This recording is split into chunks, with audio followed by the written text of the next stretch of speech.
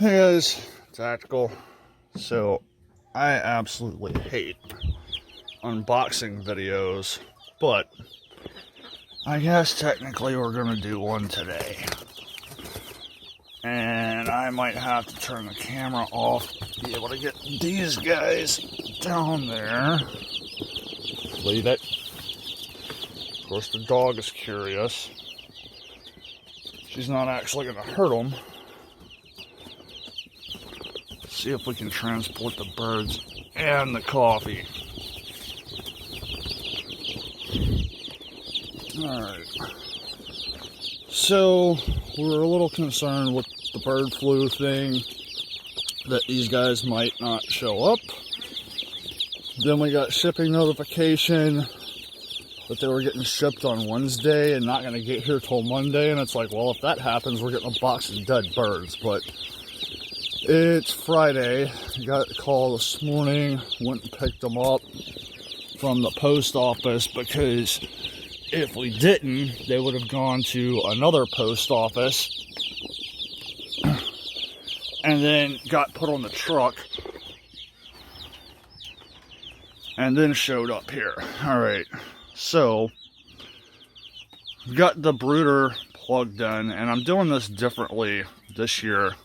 I would have normally had the brooder and the screened-in porch over there sitting on a table, but I figure this tray in the bottom, if I put it on the grass after a day or two, I can, or 3 or 4 days, whatever, I'll be able to pull that out and they can just do their business straight on the ground, and I can just move the tractor. What? Here we go.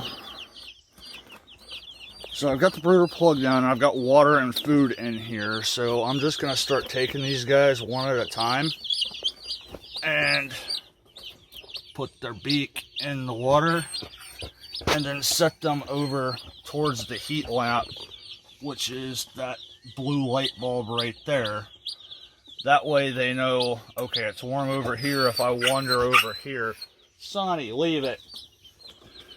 It gets colder, so I'll go back that direction. So that was, I'm going to try to count. 1, 2.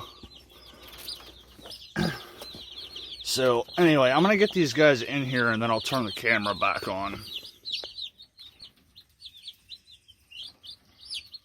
Okay, so we got all these guys in here. So they actually did pretty good. I started with just pulling them out one at a time and putting their beak in the water. And then the more I put in there, they figured it out. And then I could just set another one next to the ones that were drinking.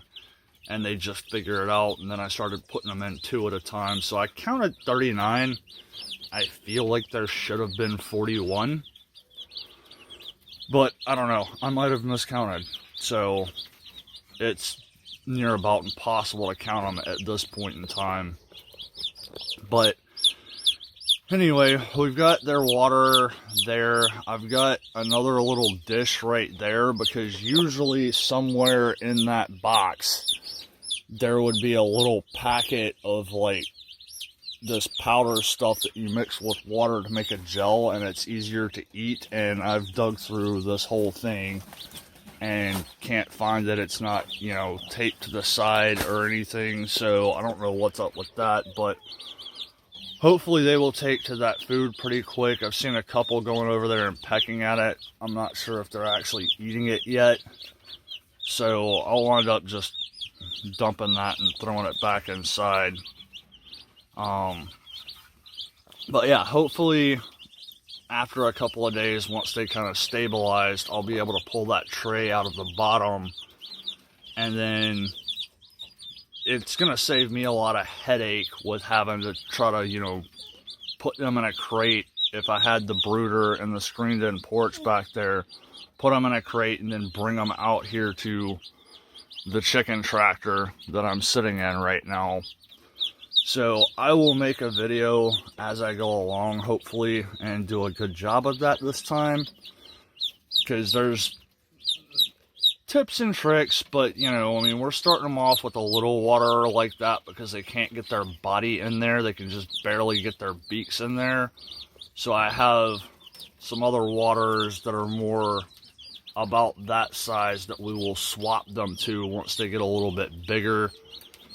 And then once they actually come out of the brooder, we'll probably go on and try to upgrade them to the feeders that they'll be eating out of for, you know, till processing day.